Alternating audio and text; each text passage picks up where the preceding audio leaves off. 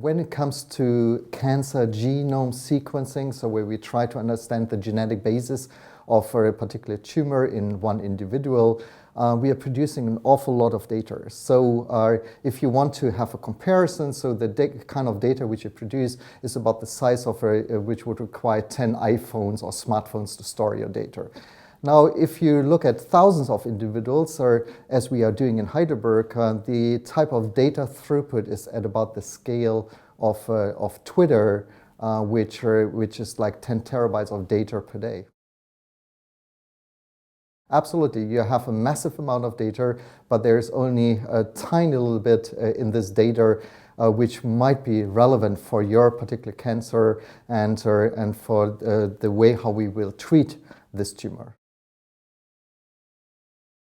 First of all, it's just a kind of data crunching. So without any background knowledge, you try to find repetitive patterns in those recurrent patterns in those big data sets. But this is only the first step. And the second step, which is much more demanding and much more difficult, is that you have to put those findings into a context of the scientific literature, the clinical findings about the kind of tumor you are affected with. And that requires a lot of interactive work between bioinformaticians on one side and clinical oncologists, so physicians, on the other side.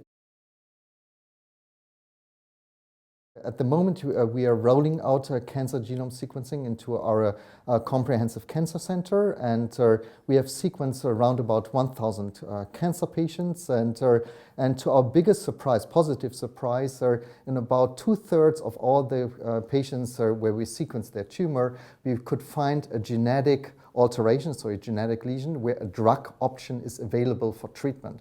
And that had direct consequences for the treatment or the way how we treat those cancer patients.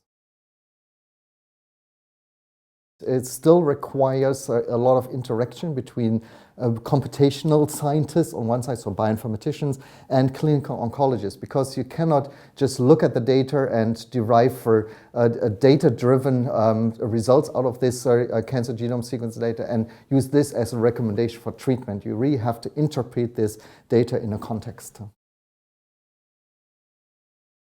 If you have a cancer patient where you're not very sure how to diagnose and treat this particular tumor, find a comprehensive cancer center where cancer genome sequencing is offered as an opportunity, and try to leverage upon the existing technology and expertise in those centers.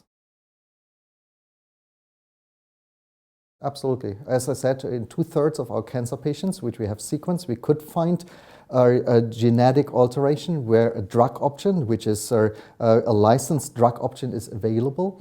And in about a quarter of all cases where we found such a druggable lesion, our recommendations were taken up by the physicians and were directly translated into a therapy.